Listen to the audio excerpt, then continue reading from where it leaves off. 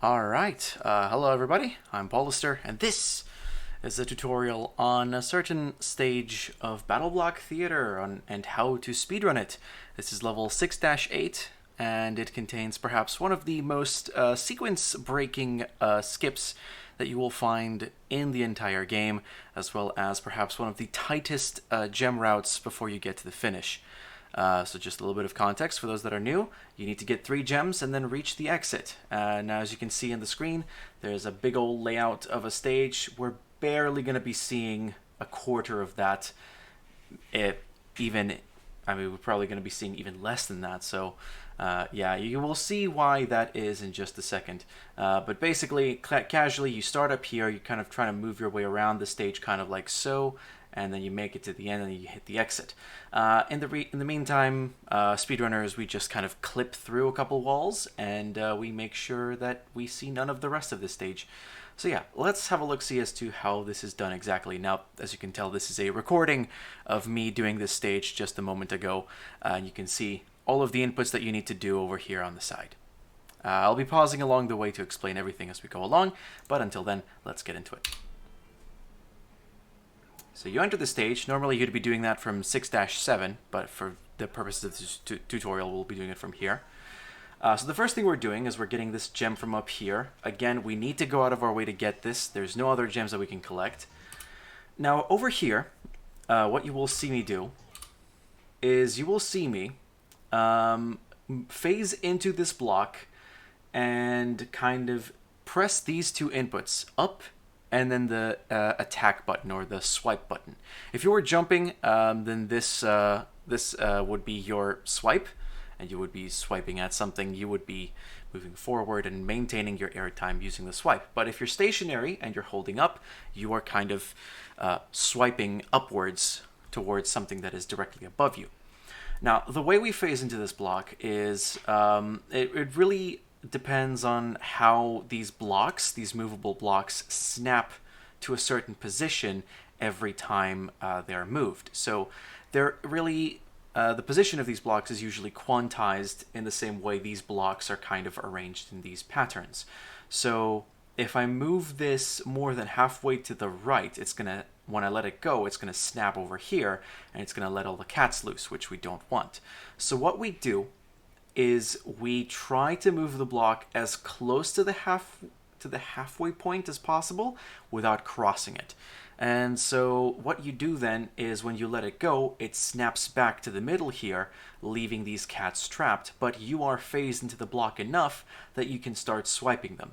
It takes a little bit of trial and error, but usually if most of your character model disappears behind the block, that means you're far enough to start up swiping the cats. So you hold the up button, and then you press the swipe, the attack key, which is, in my case, on a PS4 controller, the square button. And so you just keep on mashing that until all of the cats die. So once this last cat stops moving upwards, and it just kind of lands down on the ground, that's when you know that you have killed all of the cats, and more importantly, this small one here, which contains a gem. So if you just kind of mash them all down, you grab the gem, and now you have 2 gems. So you need a third one from somewhere to finish this stage, and you will find it down there. Now, normally, if we had a third gem somewhere else, I would probably tell you to immediately start the setup for the clip that we're about to do, but this is absolutely necessary because we don't have access to any other gems before we hit the exit. So you need to jump over and get above this rocket throwing robot to get the third gem. At the same time, the robot will be throwing out a rocket, so your best bet right now is to probably stall a little bit and let this rocket kind of loop around and hit the robot so that it gets disabled momentarily, giving you ample time to set up for this clip. So kind of like the way I did right there. Now, I'm going to pause again because there's something I need to explain regarding the clip, and I'm going to move back just a second here. What you saw me do was I jumped on top of this lava block and I started moving towards the left just a teeny tiny bit.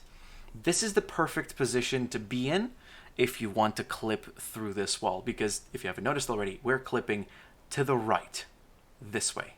We're going to be hitting that yarn along the way, but most importantly, we're going to be skipping a lot of this stage. So essentially, what we're going to be doing is the best way to set it up once you've disabled the robot is to bounce on top of this lava block, and as you're going up top, you need to kind of make minor adjustments to the left.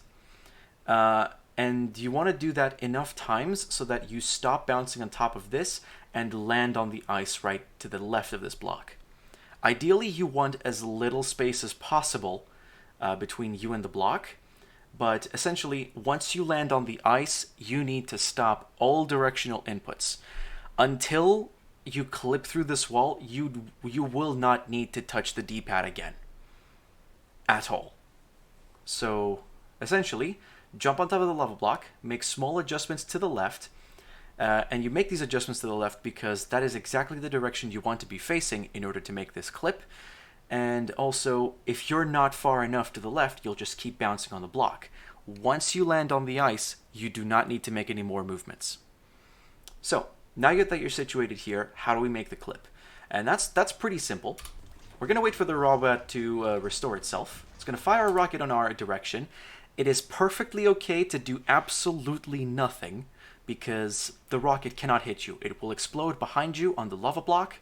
You need the robot to fire a rocket to the left side because in order for that to home around, it's going to come down this way, like with this trajectory, if you can see my mouse.